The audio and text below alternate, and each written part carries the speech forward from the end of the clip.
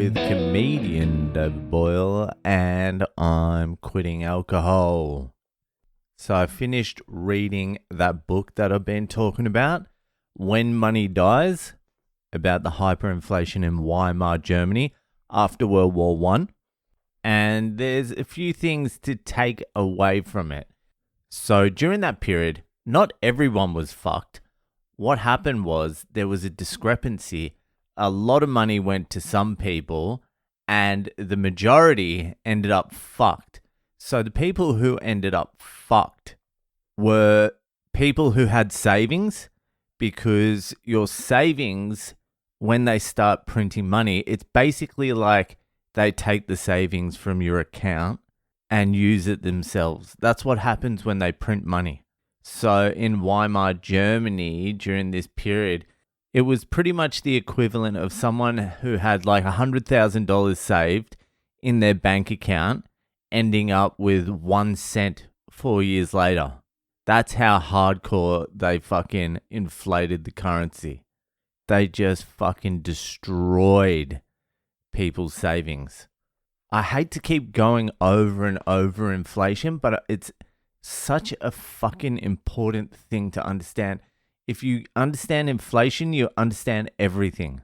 So in Weimar, Germany, the savers got wiped out almost immediately. It didn't take 4 years. Their $100,000 in the bank turned into 1 cent, but it went from 100,000 to 50,000 to 10,000 to 2,000 to $500 to $100 to $50 to $10 to $1 to 50 cents to fucking 1 cent.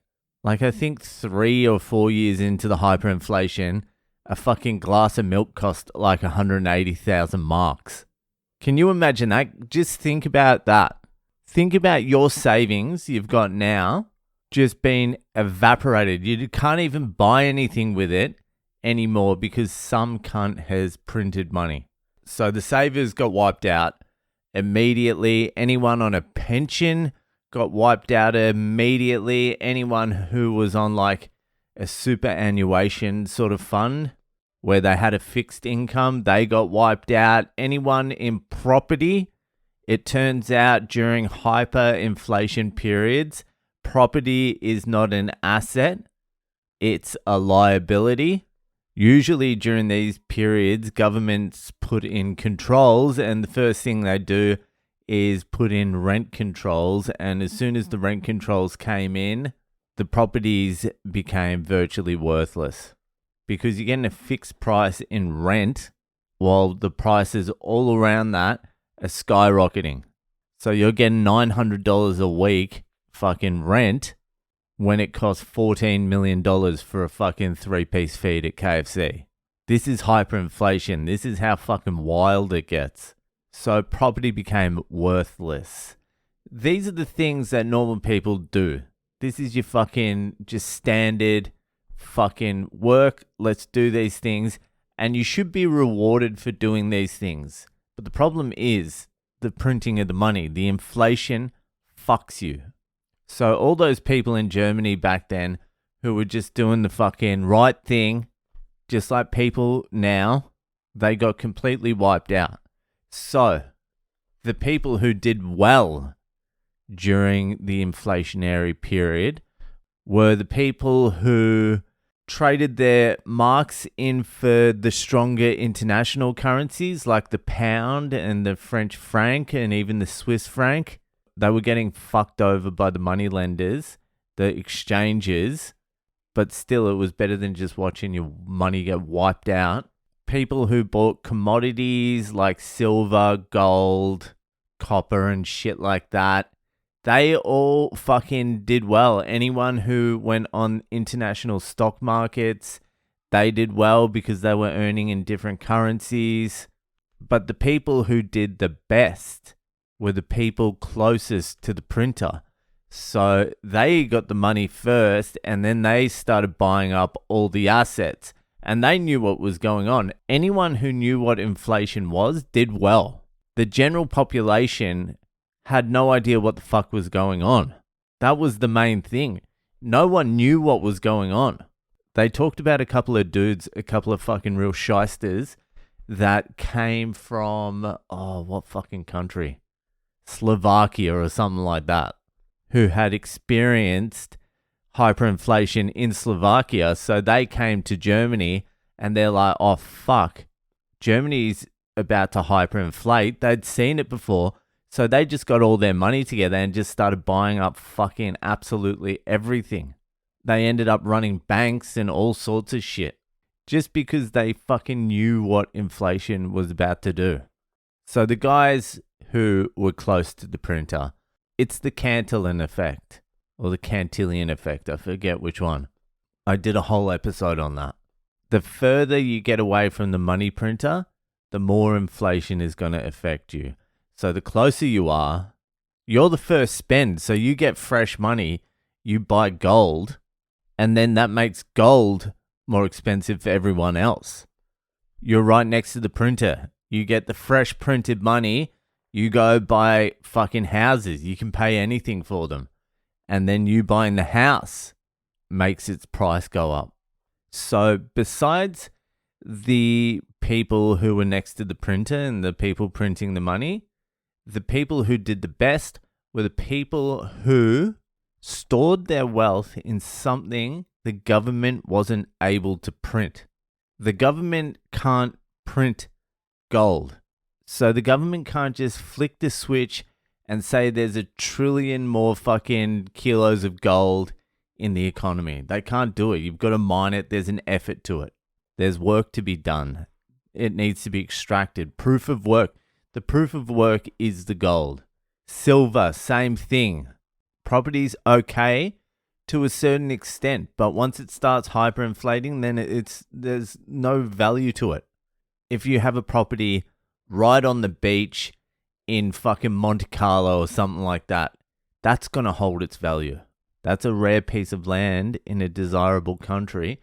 If you've got a fucking 2-bedroom apartment in the middle of fucking nowhere that looks exactly the same as the fucking 600 other apartments in that same building, that's not going to hold its value in an inflating economy, a hyperinflating economy.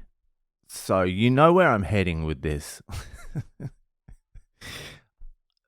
Bitcoin. You can even go gold. I was even investigating gold. Before Bitcoin, I was investigating gold simultaneously, actually. I was like, all right, I'm going to go 50% gold, 50% Bitcoin. And then I looked into buying gold and having to store gold and all that. I'm like, I don't know how to fucking verify gold. What if some cunts just give me some bullshit? And then I was looking at the mint. There's charges to it. I'm looking at the fucking price.